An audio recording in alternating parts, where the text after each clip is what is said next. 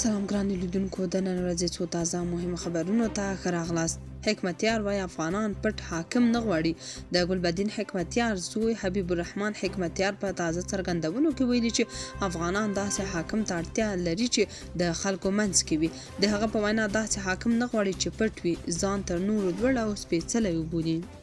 ترکیه د افغانستان او پاکستان ترمنځ له منځګړیتوبه شاته شو. هندي رسنۍ وایي ترکیه د افغانستان او پاکستان ترمنځ د ډیپلوماټیکو هڅو تر ناکامۍ او د بنسټیزو اختلافاتو د لا ژورېدو وروسته په رسمي ډول د اسلام آباد او کابل ترمنځ له خپل منځګړیتوب څخه لاس واخیست. نیوز 18 ټلویزیوني شبکې د لوړپوړو امنیتي او ډیپلوماټیکو سرچینو په حواله راپور لیکلی. انقرې هغه مهال دغه پریکړه وکړه چې افغان حکومت د پاکستان بنسټیزې امنیتي غوښتنې ونه منلې. د دغو لورو ترمنځ د ترکیې، قطر او سعودي عربستان په منځګړیتوب څو پړاوه خبرې اترې وشوې، خو بې له کومې څرګندې پایلې پای ته ورسېدې. افغان حکومت د اسلام آباد له لوري وړاندې شوي شرطونه نامشروع وبلل او په ټینګه رد کړل او ټینګار یې وکړ چې دغه ډول غوښتنې د یوې پراخې سولې د هوکړې بنسټ نشي کېدای. په همدې لړ کې ترکیې چارواکو په رسمي ډول اسلام آباد ته خبر ورکړی چې طالبان د پاکستان محوري امنیتي غوښتنو منلو ته لیوالتیا نه لري او همدا موضوع بالاخره د انقرې د منځګړیتوب د هڅو د درولو لامل شوه. فدایي وایي باګرام باید په قانوني ډول امریکا ته وسپارل شي. د جمهوریت نظام د خوست والي په تازه څرګندونو کې وایي چې د خپلو وګړو د ګټلو لپاره دا د افغانستان په خیر ده چې باګرام په قانوني ډول امریکا ته وسپارل شي. محمد حلیم فدایي خبرداری ورکړی که امریکا او افغانستان پر باګرام هوکړې ته ونه رسیږي دا تشه به پاکستان ډکه کړي او په دې توګه به افغانستان لوی فرصت او نړیوال شراکت بایللی وي.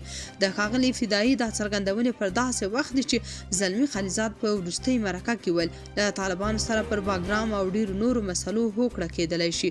د طالبانو د دریځ په غبرګون کې ښاغلي خلیزات ډیره کړې وه چې دوی د دوحې په مذاکراتو کې هم ځینې شیان نه منل، خو چې بحث مو وکړ او وغږېدو د ډیرو پیچلو موضوعګانو هواري ته راضي شول. روانه اونۍ د پاکستان له زندانونو نږدې 100 افغانان خوشي شوي دي. د کډوالو او بیرته راستنېدونکو چارو وزارت خبر ورکړی چې په روانه اونۍ کې 2 نوي افغان کډوال چې د پاکستان په زندانونو کې بندیان ول زندانه تر خوشي کېدو وروسته بیرته افغانستان ته ستانه شوي دي.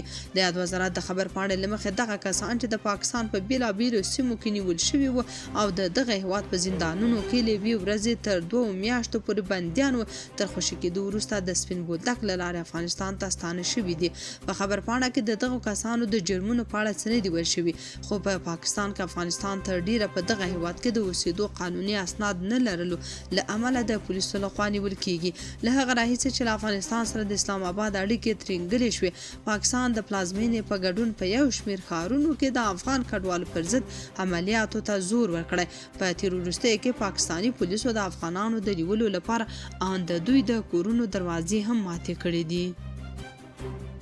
د خیبر پښتونخوا اعلی وزیر سهیل افریدی وایي د ناامنۍ د تلپاتې حل لپاره باید د خیبر پښتونخوا د امن جرګې سپارښتنې عملي شي او داسې ونه شي چې یوازې په یو اړخیزو پریکړو او یا مطبوعاتي کنفرانسونو تکیه وشي. تر دې وړاندې د پاکستاني پوځ د عامه اړیکو ادارې یعنی DGISPR مشر په یوه خبري کنفرانس کې په سیمه کې د پوځي عملیاتو په اړه د تحریک انصاف ګوند پر دریځ نیوکه کړې وه او ویلي وو چې په خیبر پښتونخوا کې د تحریک انصاف ګوند حکومت په دې ایالت کې د پوځ د عملیاتو مخالفت کوي.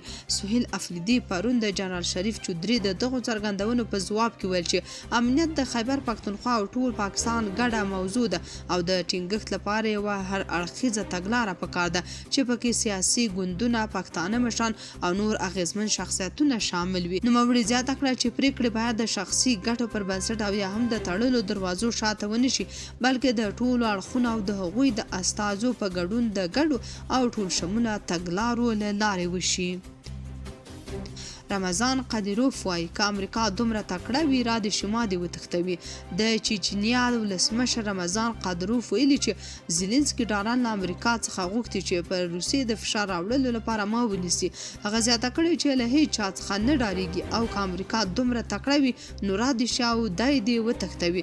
رمضان قدیروف د روسیې له حکومت په ځانګړي ډول له ولسمشر ولادیمیر پوتین سره ډېرې نږدې، قوي او ستراتیژیکې اړیکې لري. نوموړی خپل ځانګړي ځواکونه هم لري چې د قدیروف ځواکونه بلل کیږي.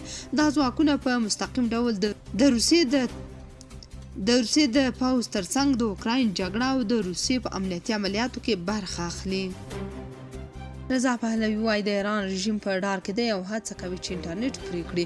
شهزاده رضا پهلوي په ایران کې د لاریونونو د دوام ستاینه کړې. وایي د ایران رژیم د لاریونونو له امله په ډار کې دی. نوموړي ویلي داسې راپورونه ترلاسه کړي چې د ایران حکومت هڅه کوي څو په یاد هیواد کې د انټرنیټ فعالیت پرې کړي.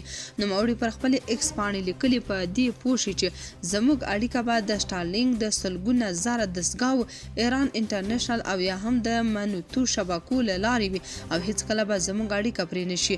نوموړي ویلي که د ایران رژیم د انټرنیټ د پرې کولو تېروتنه وکړي نو ګڼ کسان به لارو او کوڅو ته ووځي او په دې سره به د ایران د رژیم پر تابوت میخ ووهل شي.